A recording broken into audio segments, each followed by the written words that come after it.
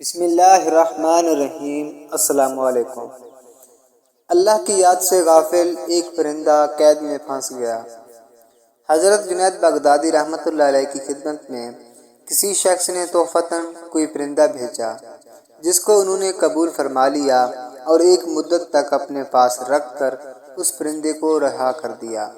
یہ دیکھ کر لوگوں نے آپ سے اس کا سبب دریافت کیا تو ارشاد فرمایا کہ اس پرندے نے مجھ سے فریاد کی کہ افسوس ہے کہ آپ تو اپنے احباب کی مناجات سے لطف اندوز ہوتے رہیں اور میں بے من و غم و خار آپ کے اس پنجرے میں مقید ہوں، یعنی قید ہوں۔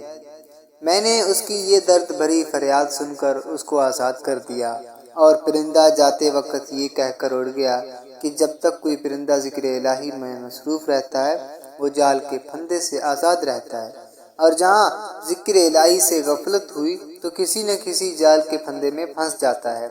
میں تو بس ایک ہی مرتبہ ذکر الہی سے غافل ہوا تھا کہ مجھے اس کی سزا میں پنجرے کی قید میں مقید ہونا پڑا۔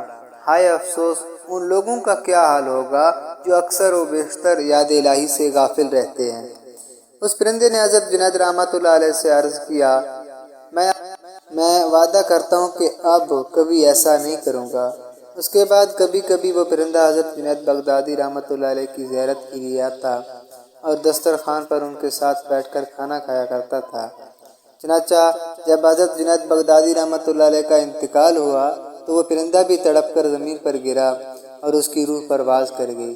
یہ عجیب واقعہ دیکھ کر لوگوں نے اس پرندے کو بھی حضرت جنید بغدادی رحمۃ اللہ علیہ کے ساتھ ہی دفن کر دیا، اور مدت کے بعد حضرت جنید بغدادی رحمۃ اللہ علیہ کے مریدوں میں سے کسی نے ان کو خواب میں دیکھا کہ دریافت